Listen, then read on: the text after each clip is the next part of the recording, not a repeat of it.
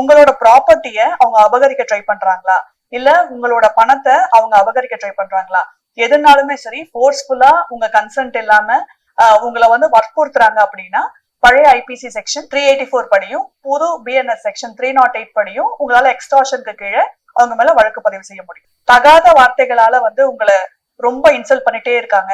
உங்களுக்கு mental agony cos பண்றாங்க, உங்களுக்கு ரொம்ப மன உளைச்சல் ஏற்படுது அப்படின்னா பழைய ஐபிசி செக்ஷன் 504 படியும் புது பிஎன்எஸ் செக்ஷன் 353 படியும் இன்டென்ஷனல் இன்சல்ட் டு ப்ரோவோக் அப்படிங்கிற கிரவுண்ட்ல உங்களால வழக்கு பதிவு செய்ய முடியும். நீங்க அவங்க கிட்ட கொடுத்த பத்திரத்தையோ தங்கத்தையோ பணத்தையோ இல்ல வேற ஏதாவது பொருட்களையோ அவங்க மிஸ்யூஸ் பண்றாங்க அப்படின்னா கிரிமினல் பிரீச் ஆஃப் ட்ரஸ்ட் அப்படிங்கிற ஒரு கிரவுண்ட்ல பழைய ஐபிசி செக்ஷன் 406 படியும் புது பிஎன்எஸ் செக்ஷன் 311 படியும் உங்களால அவங்க மேல கேஸ் லான்ச் பண்ண முடியும். தவறான புகார்கள் சொல்லி இல்ல உங்களை ஹாரஸ் பண்றாங்க, இல்ல போலீஸ் கம்ப்ளைண்ட் லான்ச் பண்றாங்க, உங்களை மிரட்டுறாங்க அப்படின்னா false accusation against you to police அப்படிங்கிற கிரவுண்ட்ல செக்ஷன் 182 ஆஃப் ஐபிசி படியும் செக்ஷன் 229 ஆஃப் பிஎன்எஸ் படியும் உங்களால அவங்களுக்கு அகைன்ஸ்டா வழக்கு தொடுக்க முடியும். இல்ல உங்க மேல தப்பா எஃப்ஐஆர் போட பிளான் பண்றாங்க அப்படின்னு உங்களுக்கு தெரிஞ்சிருச்சுனாலே கிரிமினல் கான்ஸ்பிரசி அப்படிங்கிற ஒரு கிரவுண்ட்ல செக்ஷன் 120B படியும் பிஎன்எஸ் ஆக்ட்ல செக்ஷன் 61 படியும் உங்களால வழக்கு தொடுக்க முடியும்.